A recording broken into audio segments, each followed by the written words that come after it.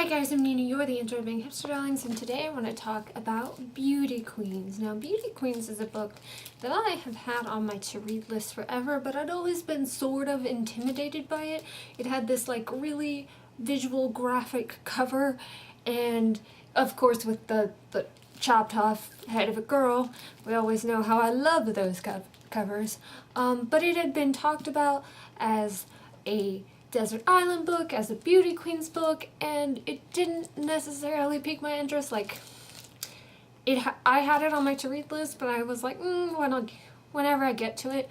But then, I forgot what I was going to say for a minute. Christina Horner recommended it, and so I broke down and got it at my library, and I started reading it after I read Gravity, and oh my god, I love this book. It's so freaking amazing. This book came to me at the exact right time. It's a feminist book, and you wouldn't think that by this cover, which can be a little bit objectifying, but it is a feminist book, and it's about, you know, the tribulations of being a woman. And so the basic concept is a bunch of beauty queens gets trapped on a desert island, and they have to figure out how to survive and how to maintain their femininity, and then they get, you know, they get swept up in a bunch of other things like government plots, and there's a really great corporation, and it's so weird and amazing.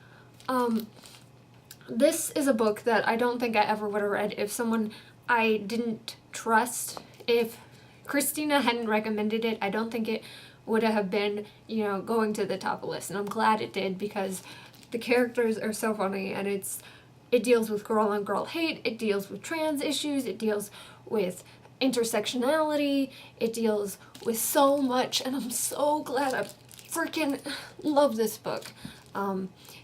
The one small little detail that I am a little bit disappointed in is there is a character named Sosie in here who is deaf, but she is potentially bisexual, and she says, you know, I don't really label, and that's fine, but no one ever uses the word bisexual, and it seems like the book goes, I'm straight, I'm gay, there is no bisexual, that doesn't even exist in this world. So that was a little bit disappointing to me, but overall it was a great book. And if you see here, these are just like the passages that I wanted to talk about, so we're just gonna get started. Yeah, seriously, read this book if you haven't.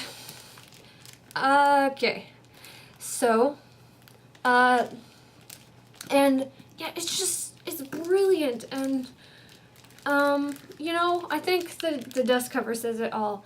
The 50 contestants in the Miss Teen Dream pageant thought this was going to be a fun trip to the beach where they could parade in their state-appropriate costumes and compete in front of the cameras.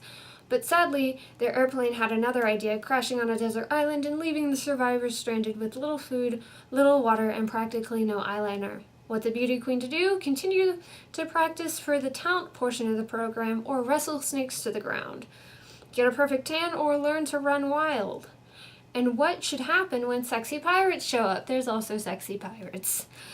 Welcome to the heart of non-exfoliated darkness. Your tour guide, none other than Libba Bray, the hilarious, sensational Prince Award-winning author of A Great and Terrible Beauty and Going Bovine. The result is a novel that will make you laugh, make you think, and never see beauty the same way again.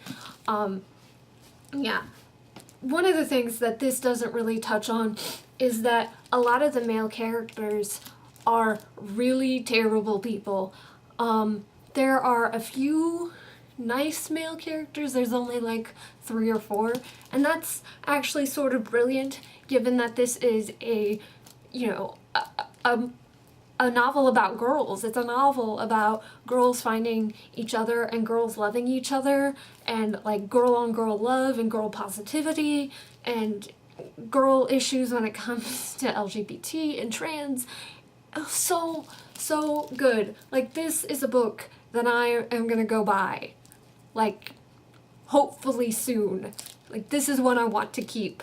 And this is one I got from the library, and so I'm really, really excited. Definitely a book that I was surprised by.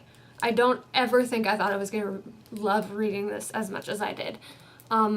It's hilarious. It's like Lost and Drop Dead Gorgeous and Brave New World sort of all combined together, and I swear to you, it's the best thing ever.